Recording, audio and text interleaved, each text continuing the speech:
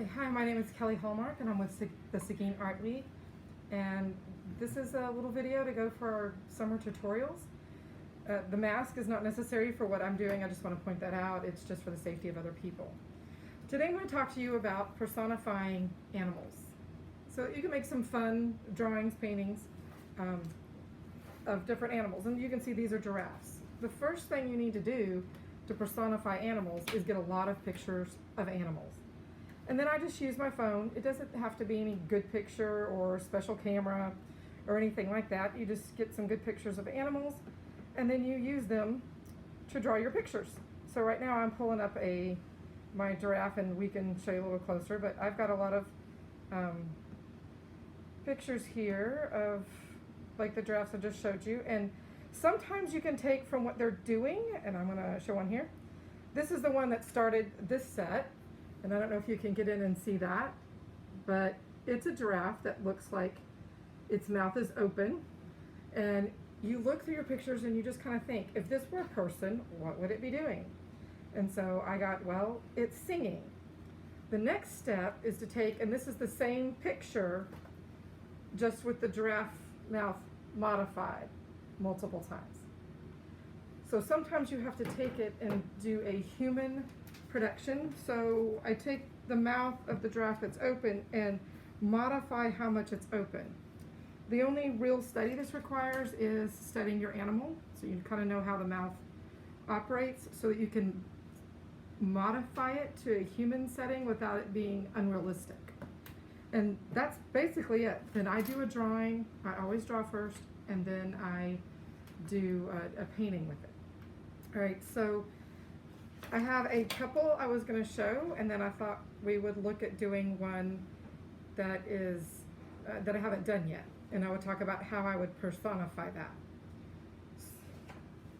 And so sometimes I do my sketches in color, but you can see how I've got the pink flamingo and he's conducting. This whole picture came out of the pink flamingo that I got a picture of, and I just thought, man, he looks like he's conducting a band.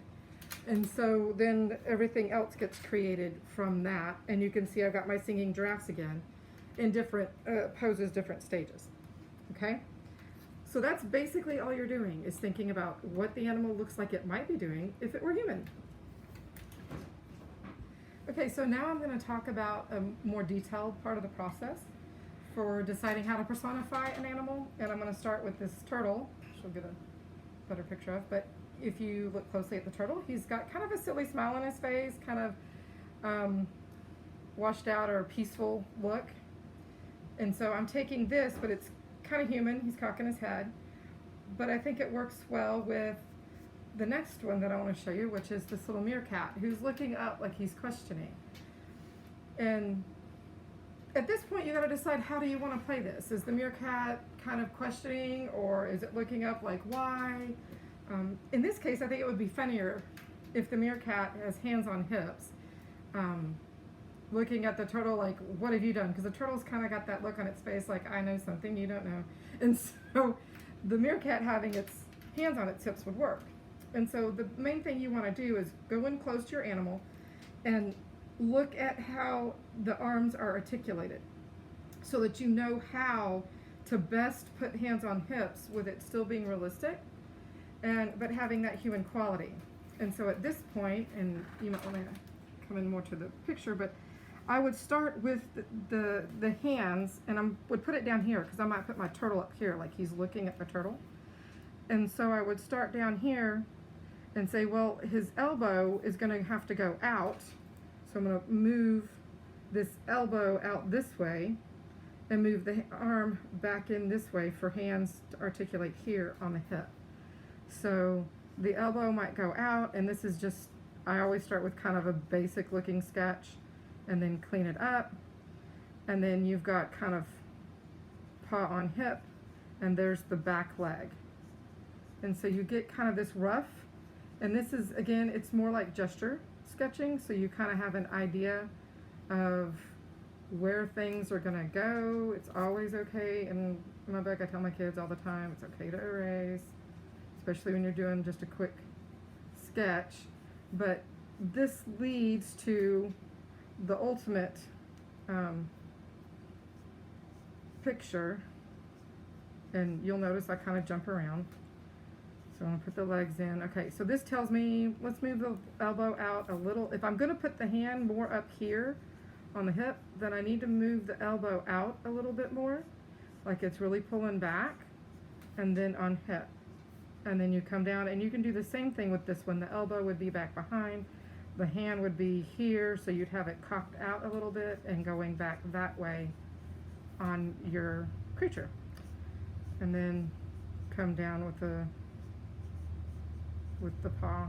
And so you kind of have a sketch of how it's gonna kind of look up.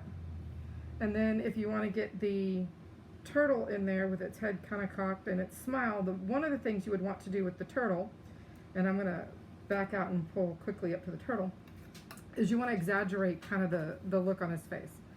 So I would start with the smile and bring it down, and I'm going to bring that smile kind of wide with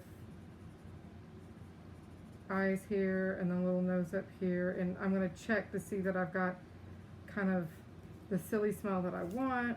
If I can move it around, and then bring down and get your head up here,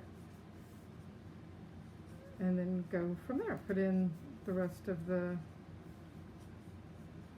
face,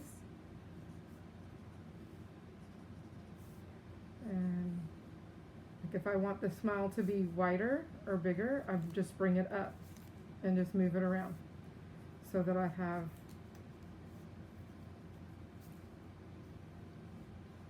and on the turtle, he's got such a beak mouth, it might be better to smooth that out a little bit so that you have kind of a bigger, smaller mouth, and you've got him looking up like, well, what are you doing up here?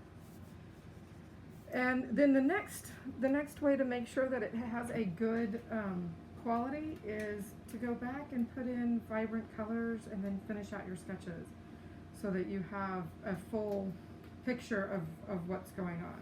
Okay, but always include vibrant colors. Like my meerkat would be yellow and the turtle blue, and the background a nice like orange or something to kind of make them stand out. So that would be the next thing that I would do. Okay.